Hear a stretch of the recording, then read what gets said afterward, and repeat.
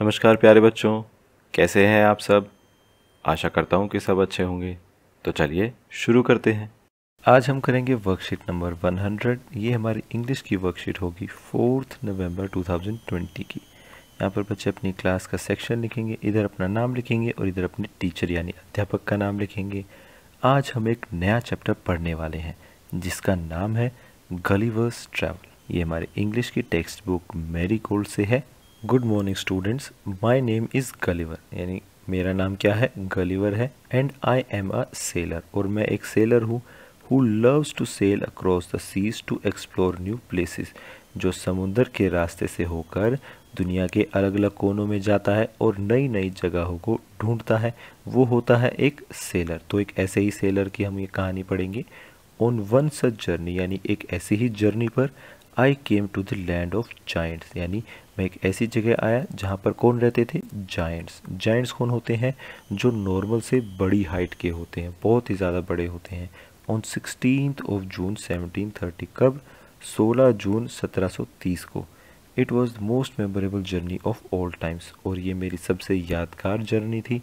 If you wish to know more about my journey, अगर आप मेरी इस जर्नी के बारे में और जानना चाह रहे हैं, then please read the chapter Gulliver's travel from your textbook and enjoy my adventures.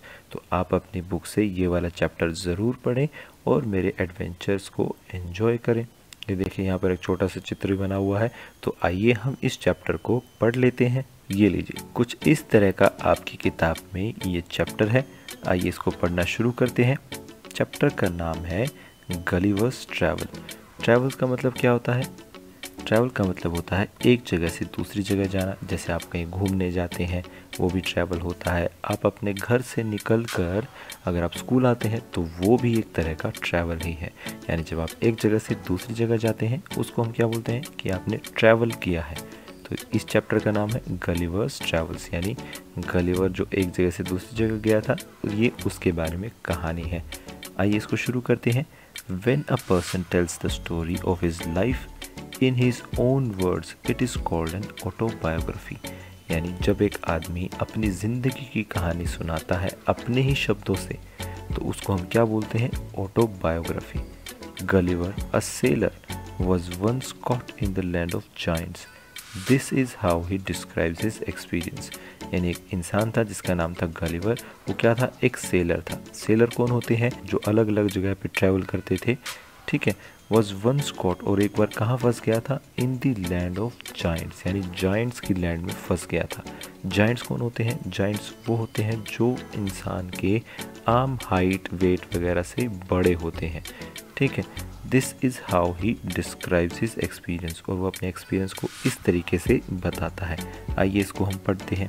On 16 of June 1730, यानी 16 जून 1730 को वी डिस्कवर्ड लैंड, और हमने क्या खोजा, हमने लैंड खोजा। Our captain sent a dozen man with vessels for water, और हमारे कैप्टन ने क्या किया, लगभग 1 दर्जन लोग यानी लगभग 12 लोगों को कहाँ भेजा, पानी के लिए वेसल्स लेकर भेजा। वेसल्स क्या होते हैं, पात्र, जिनको हम हिंदी में बोलते हैं, यानी अलग अलग जैसे कटोरे, बाल्टी, ठीक है। इस तरीके से कुछ बर्तन लेकर उन्होंने पानी के लिए उनको भेजा। If any could be found, अगर ऐसा पानी मिल सके जो पीने लायक हो। When we came to land we saw no river or spring nor any inhabitants, यानी जब हम समुद्र से ट्रैवल करके ज़मीन पर पहुँचे तो ना तो हमें कोई नदी दिखी यानी कोई रिवर, ना ही कोई स्प्रिंग यानी कोई झरना दिखा, नोर एनी इनहेबिटेंट्स, ना ही कोई रहने वाले लोग मिले। I went on to explore, और मैं खोज करने के लिए निकल पड़ा। The country was barren and rocky, और वो कंट्री कैसी थी, वो देश कैसा था, बैरन यानी सूखा पड़ा हुआ था, और पथरीला था यानी पत्थर ही पत्थर थे। रॉकी मतलब पथरीला। I turn back to join the crew, और मैं मुड़ गया ताकि मैं अपने क्रू यानी जो उसके साथ लोग आए हुए थे, वो क्या थे, वो उसके क्रू बोलते हैं उनको, वो उनके पास जाने के लिए तैयार हो गया। Only to see them getting into the boat and rowing for life to get to the ship, यानी और उसने जैसे ही वो पीछे जा रहा था उसने क्या देखा कि उसके क्रू मेंबर जो थे, उसके साथ जो लोग आए थे उस लैंड पे, वो अपनी बोट में बैठकर, और रोइंग का मतलब क्या होता है, जब आप बोट चलाते हैं, ठीक है, जो चक्कू होते हैं ना बोट के साइड में, जैसे मान लीजिए ये बोट है, तो इसके साइड में 2 चक्कू होते हैं जिनको आप पानी में डालते हैं और इनको ऐसे गोल गोल घुमाकर आप बोट को चलाते हैं। वो क्या होते हैं, वो बोट के चक्कू होते हैं। और जब आप ये काम करते हैं उसको क्या बोलते हैं, उसको हम रोइंग बोलते हैं। तो ऐसे शिप के पास चले गए फॉर लाइफ। देखो रोइंग फॉर लाइफ का क्या मतलब है कि ऐसा लग रहा था मानो वो अपनी जान बचाकर भाग रहे हों। Before I could reach them, यानी इससे पहले कि मैं उनके पास पहुंच पाता, I observe a huge creature, और मैंने क्या देखा, एक बहुत बड़ा क्रीचर यानी जीव देखा, वॉकिंग आफ्टर देम, जो उनके पीछे पीछे चल रहा था, in the sea as fast as he could, इतनी तेज जितनी तेज वो जा सकता था। The water of the ocean reached only till his knees, और समुंदर का पानी सिर्फ उसके घुटनों तक ही आ रहा था, इतना बड़ा था वो। However the monster was unable to overtake the speeding boat, लेकिन वो मॉन्स्टर जो है वो उस स्पीडिंग बोट यानी जो बोट चल रही थी, तेज़ी से चल रही थी, वो उनको नहीं पकड़ पाया। आई टर्न बैक क्विकली, और मैं जल्दी ही पीछे मुड़ गया, and climbed up a steep hill with fields, और एक बड़ी ही खड़ी चट्टान पर चढ़ गया। ठीक है, वहाँ पर क्या था, फील्ड्स ऑफ बार्ले, यहाँ पर बार्ले के खेत थे ऑन आइदर साइड यानी दोनों तरफ, and the corn rising up to 40 feet, और वहाँ पर जो कॉर्न की खेती हो रही थी, मक्के की खेती हो रही थी, वो कितनी ऊंची थी, लगभग 40 फुट की ऊंची थी। अंदाज़ा लगा सकते हैं कि आपका जो घर है वो लगभग 10 से 11 फुट का ऊंचा होता है, यानी आपके फर्श से लेकर आपके छत तक कितनी ऊंचाई होती है, लगभग 10 से 11 फुट 12 फुट के आसपास होती है। लेकिन उस खेत में जो कॉर्न के फील्ड थे वो 40 फुट तक ऊंचे थे। देयर वॉज अ फेंस, और वहाँ पर क्या थी, एक फेंस थी। फेंस क्या होता है, जो आप बॉर्डर बना देते हैं चारों तरफ, ठीक है, ताकि जानवर अंदर ना पाए, तो वो फेंस थी। To pass from one field to the other, जिससे आप एक जगह से दूसरे जगह जा सकते हो, यानी एक खेत से दूसरे खेत में जाते हैं। ठीक है, चलिए आगे पढ़ते हैं।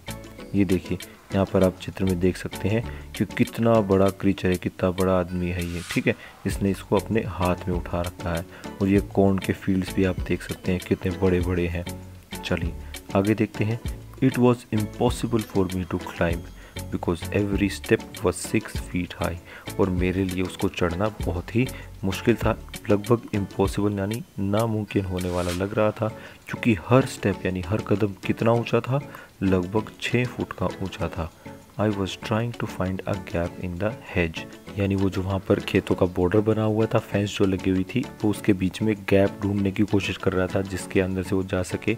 When I discovered one of the inhabitants in the next field, जब मैंने देखा कि जो साथ वाला जो खेत है उसमें एक और इनहेबिटेंट था, एक ऐसा ही जाइंट था, वॉकिंग टूवर्ड्स द फेंस, कि वो फेंस की तरफ आ रहा था।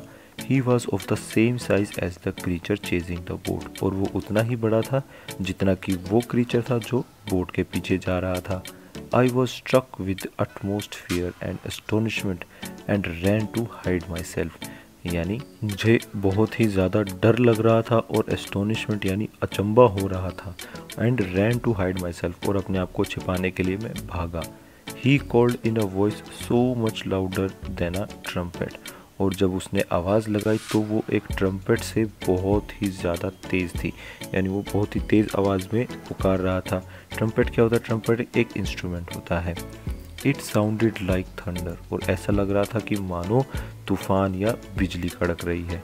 7 monsters like him came towards the field, ready to reap the corn, और उन जैसे ही 7 और मॉन्स्टर्स बोल रहा वो उनको, ठीक है, ऐसे 7 और मॉन्स्टर्स आए जो कि क्या कर रहे थे, वो उस कॉर्न को काटने के लिए आए थे। ठीक है, they carried a reaping hook, और उनके पास एक रीपिंग हुक था। ये देखिए जैसा आप इस चित्र में देख सकते हैं, ये रहा, ये क्या है, रीपिंग हुक है, उनके हाथ में था ये, जिससे वो उस कोन को काटने वाले ही थे। विच वॉज वेरी बिग, जो कि बहुत ही बड़ा था। When one of the reapers approached where I lay hidden, I screamed as loud as I could, और जब उनमें से एक रीपर मेरे पास आया जहाँ पर मैं छुपा हुआ था, मैं जितनी ज़ोर से हो सके उतनी ज़ोर से चिल्लाया। द क्रीचर स्टॉप्ड रीपिंग, और वो क्रीचर उसने काटना बंद कर दिया। पिक्ड मी अप और मुझे उठा लिया between his thumb and four finger. ये देखो उसने अब अंगूठे और हाथ की जो पहली उंगली होती है पॉइंटर फिंगर जिसको हम बोलते हैं, उसको हम फोर फिंगर भी बोलते हैं, उन्होंने अपने थंब और फोर फिंगर के बीच उठा लिया and brought me close to his eyes और अपनी आंखों के पास ले आया 60 फीट अबव द ग्राउंड। और वो ग्राउंड से यानी ज़मीन से कितनी ऊपर था? 60 फीट यानी 60 फुट के आसपास ऊपर था। आप ये अंदाज़ा लगा सकते हैं कि मान लीजिए ज़मीन से लगभग 5 मंजिल ऊपर। He looked at me with curiosity और उसने मुझे बड़े ही ध्यान से देखा and blew my hair aside और फूंक मारकर मेरे बालों को हटा दिया to get a better view of my face, ताकि वो मेरे चेहरे को और अच्छे तरीके से देख सके। ही कॉल्ड हिज फ्रेंड्स, उसने अपने दोस्तों को बुलाया and gently placed me on the ground और बड़े ही आराम से मुझे ज़मीन पर रख दिया। They all set on the ground to take a good look at me, यानी वो सारे ज़मीन पर बैठ गए ताकि वो मुझे ध्यान से देख सकें। आई वॉकड यानी मैं चला। कहाँ? आइए देखते हैं। ये देखिए यहाँ पर आप चित्र में भी देख सकते हैं कि ये देखो ये छोटा बच्चा है और ये गलीवर है। देखो कितना छोटा सा, इतने बड़े बड़े लोग वहाँ पर रहते थे इसलिए इनको जाइंट्स बोलते थे।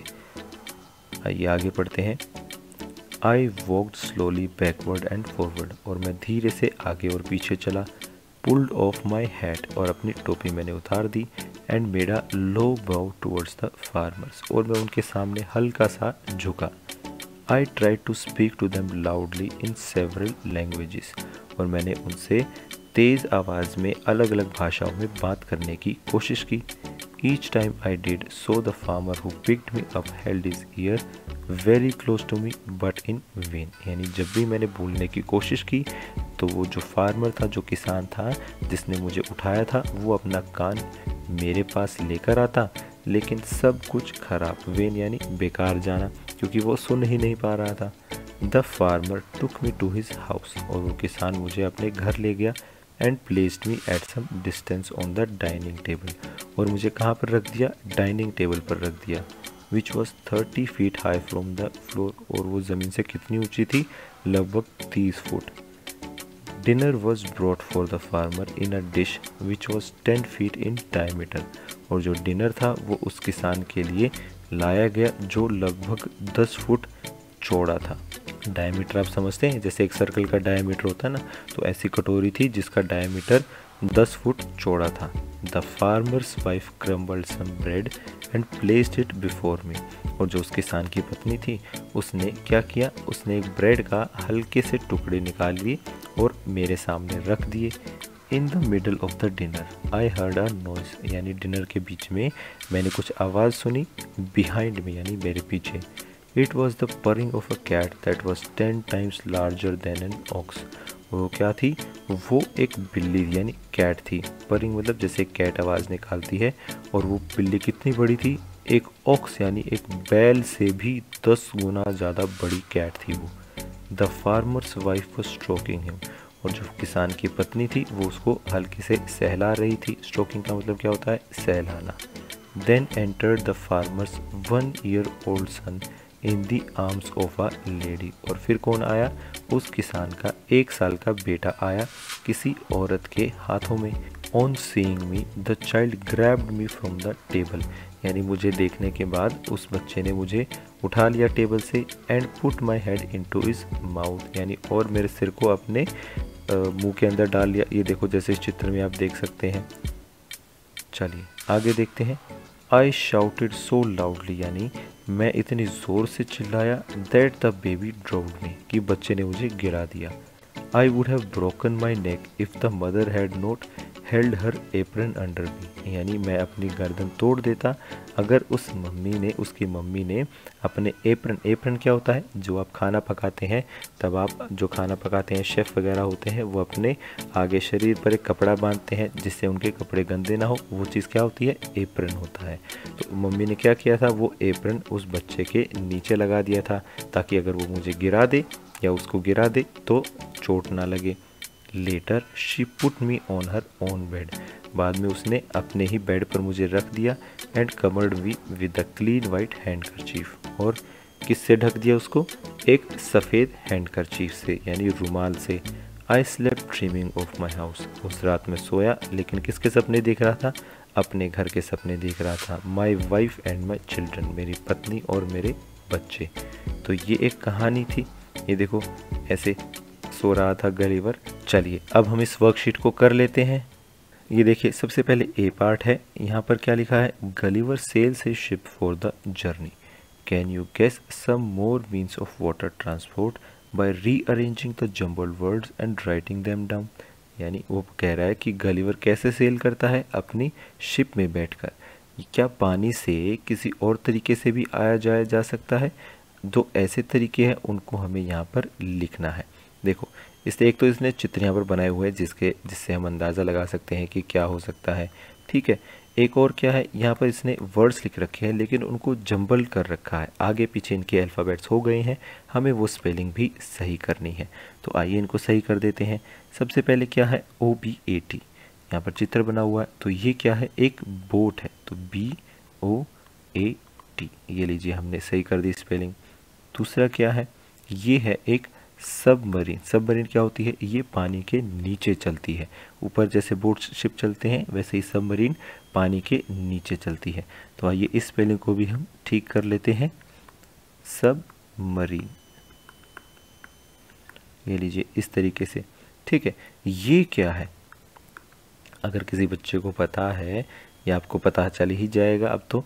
ये है एक होवरक्राफ्ट। होवरक्राफ्ट क्यों बोलते हैं अभी बताता हूँ मैं। HOVERCRAFT। ये देखो बेटा, होवरक्राफ्ट क्या होता है? होवर का मतलब होता है किसी चीज़ के ऊपर हल्के हल्के से तैरना। वो कैसे? ये देखो, ये इसके नीचे आपको काली पट्टी दिख रही है, ये रबड़ का बना होता है जिससे ये पानी के ऊपर तैरता है। ठीक है, और ये पीछे पंखा चल रहा है, इससे ये आगे की तरफ बढ़ता है, इसलिए इसका नाम क्या रख दिया? होवरक्राफ्ट। लास्ट में क्या है? ये एक इधर बोट बनी हुई है लेकिन साथ साथ ये देखो इससे धुआं निकल रहा है, इससे स्टीम निकल रहा है। तो ये है एक स्टीमर, STEAMER। ठीक है, तो ये लीजिए हमने सारे नाम यहाँ पर लिख दिए हैं। चलिए बी पार्ट पर आते हैं। यहाँ पर क्या लिखा है? Gulliver sails his ship to explore new places. If you get a chance to explore a new place, which mode of transport would you like to choose? Draw its picture too. यानी वो कह रहा है कि Gulliver जो है वो तो एक शिप का इस्तेमाल कर रहा था नई नई जगहों को ढूंढने के लिए। अगर आपको एक मौका मिले कि आप अलग अलग जगह पर जाकर कुछ अलग अलग चीज़ों को एक्सप्लोर कर सकते हैं, जगहों को ढूंढ सकते हैं, तो आप कौन से मोड ऑफ ट्रांसपोर्ट का इस्तेमाल करेंगे? जैसे गलीवर ने तो शिप का इस्तेमाल किया, आप किस चीज़ का इस्तेमाल करेंगे? तो वो आपको यहाँ पर बताना है और उसका चित्र भी बनाना है। जैसे मान लीजिए मैं इस्तेमाल करूँगा एक हेलीकॉप्टर का। ठीक है, तो मैं यहाँ पे हेलीकॉप्टर लिख दूँगा इस तरीके से, और फिर यहाँ पर एक हेलीकॉप्टर का चित्र भी बना दूँगा जैसे भी बनता। मेरी तो ड्राइंग बड़ी ख़राब है, आप अच्छे से इसको बना सकते हैं। ठीक है, ये लीजिए इस तरीके से कुछ ऐसे हेलीकॉप्टर बन सकता है। आपकी मर्ज़ी है, आप जो भी इस्तेमाल करेंगे, जो भी मोड ऑफ ट्रांसपोर्ट इस्तेमाल करेंगे वो आप यहाँ पर लिख सकते हैं और उसका चित्र भी बना सकते हैं। चलिए सी पार्ट देखते हैं। In the story Gulliver's travel written by Jonathan Swift, यानी ये जो हमने स्टोरी पढ़ी थी गलीवर ट्रैवल की, जो किसने लिखी थी? जोनाथन स्विफ्ट ने। Gulliver finds himself in the land of giants. Gulliver को कहाँ पहुँच जाता है? गलीवर वो लैंड ऑफ जाइंट्स में पहुँच जाता है। A giant means anything which is huge and enormous in size। और giant का मतलब क्या होता है? जो साइज में बहुत ही बड़ा और विशाल होता है। Name the following giants using the help box। यानी नीचे कुछ giant चीज़ों के नाम लिखे हुए हैं, हमें बताना है कि वो कौन सी चीज़ है। कैसे? ये देखो पहले हेल्प बॉक्स में अलग अलग नाम लिखे हैं, बुर्ज खलीफा, अफ्रीकन एलिफेंट, ऑस्ट्रिच, जुपिटर और डायनासोर। हमें बताना है ये क्या क्या चीज़ें हैं। अ जायंट बर्ड, एक बहुत ही बड़ा और विशाल बर्ड यानी पक्षी, तो इसका आंसर है ऑस्ट्रिच। ठीक है, ऑस्ट्रिच एक बहुत ही बड़ा पक्षी होता है, यानी वर्ल्ड का सबसे बड़ा पक्षी ऑस्ट्रिच ही होता है, तो यहाँ पर हम ऑस्ट्रिच लिख देंगे। दूसरा है अ जायंट बिल्डिंग, तो सबसे बड़ी बिल्डिंग कौन सी है? बुर्ज खलीफा है अभी वर्ल्ड में सबसे बड़ी बिल्डिंग, तो बुर्ज खलीफा हम यहाँ पर लिख देंगे, अ जाइंट बिल्डिंग बुर्ज खलीफा। अगला है अ जाइंट प्लैनेट, तो हमारे सोलर सिस्टम का सबसे बड़ा प्लैनेट कौन सा है? जुपिटर, तो यहाँ पर हम जुपिटर लिख देंगे इस तरीके से। फिर क्या है? अ जाइंट लैंड एनिमल, यानी ज़मीन पर चलने वाला एनिमल। ए जाइंट एनिमल कौन सा हो सकता है? African elephant. सबसे बड़े एलिफेंट होते हैं अफ्रीकन एलिफेंट, या सबसे बड़े लैंड एनिमल भी आप बोल सकते हैं। आज के समय में हमारी दुनिया में सबसे बड़े एनिमल होते हैं African elephant. A giant creature who is extinct now, यानी एक ऐसा जाइंट क्रीचर जो अब क्या हो गया है? एक्सटिंक्ट हो गया है, अब वो इस दुनिया में नहीं है, तो वो है डायनासोर। ठीक है, डायनासोर बहुत बड़े बड़े होते थे, लेकिन अब तो वो इस दुनिया में है ही नहीं, एक्सटिंक्ट हो गए हैं। तो इस तरीके से आप ये वर्कशीट कर सकते हैं। आज की क्लास यहीं खत्म होती है। अगर आपके कोई डाउट्स हैं तो आप नीचे कमेंट सेक्शन में पूछ सकते हैं। कल फिर मिलेंगे, कुछ नया सीखेंगे। तब तक के लिए थैंक यू एंड जय हिंद।